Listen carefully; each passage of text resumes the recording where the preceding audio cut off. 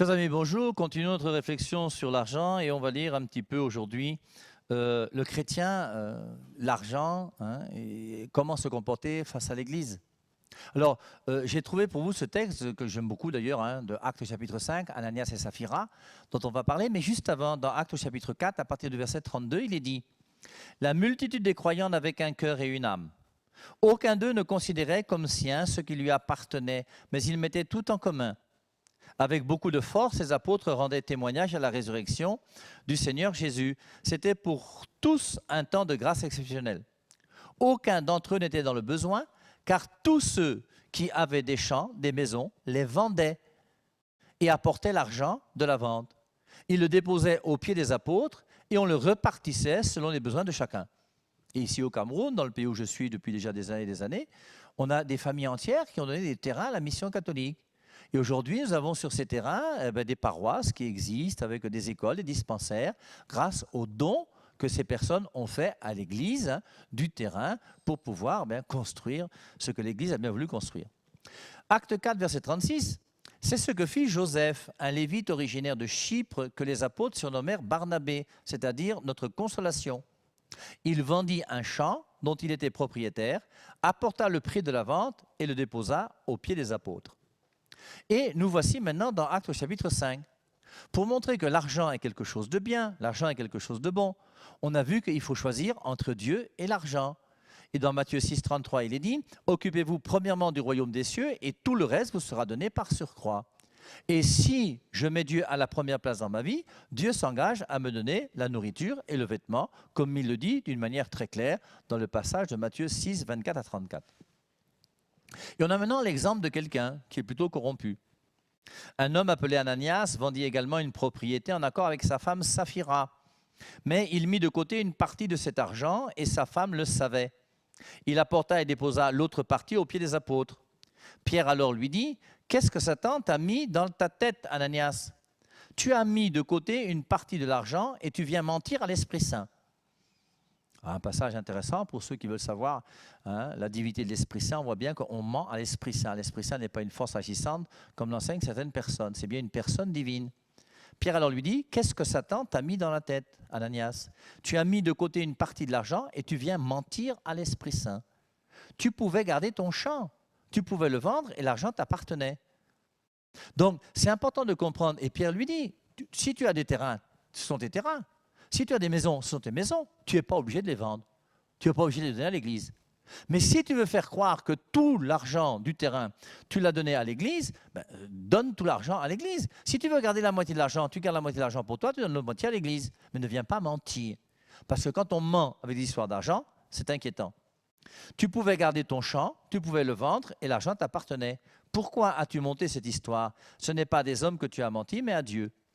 En entendant ces paroles, Ananias s'écroula sans vie, la crainte s'empara de tous ceux qui l'apprirent.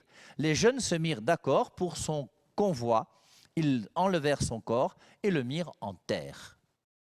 Mais voici que 3 heures plus tard, sa femme arrive sans rien savoir de ce qui s'est passé. Mais c'est sa complice. Et avec son mari, ils se sont mis d'accord de garder une partie de l'argent, faisant croire qu'ils ont tout donné à l'Église.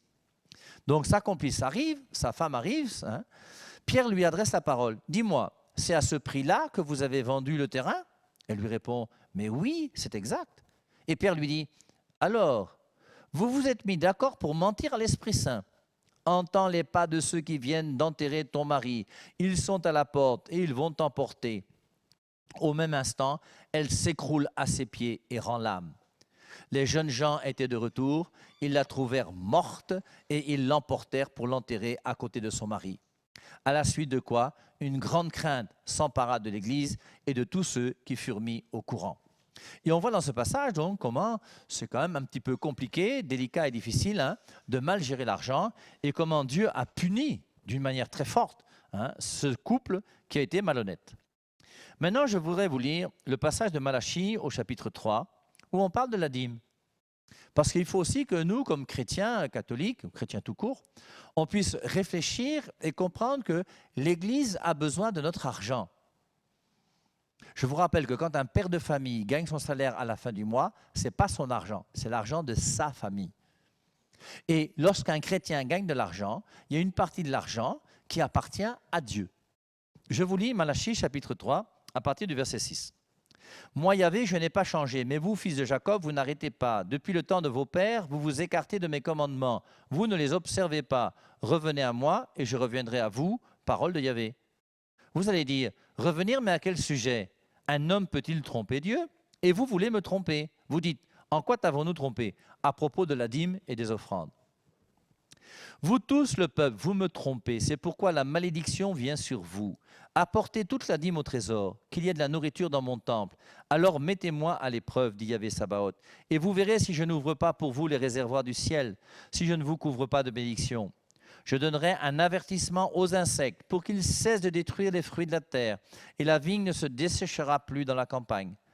Alors toutes les nations vous envieront, car votre pays sera un paradis, dit Yahvé Sabaoth. Si on avait le temps, on aurait lu ensemble ce passage de 2 Samuel au chapitre 8, où on voit le peuple d'Israël. Le roi du peuple d'Israël, je vous rappelle, ce n'est pas Saül, ce n'est pas David, ce n'est pas un homme. Le roi du peuple d'Israël, c'est Dieu. Et c'est Dieu d'abord qui est le roi d'Israël. Et dans 2 Samuel 8, on va demander à Samuel, donne-nous un roi comme les autres nations. Nous voulons nous aussi un roi qui règne sur nous. Et lorsque Samuel va rencontrer Dieu, Dieu va lui dire, donne-leur un roi, il n'y a pas de souci. Tu n'as pas de problème avec eux, c'est moi qui ai un problème avec eux.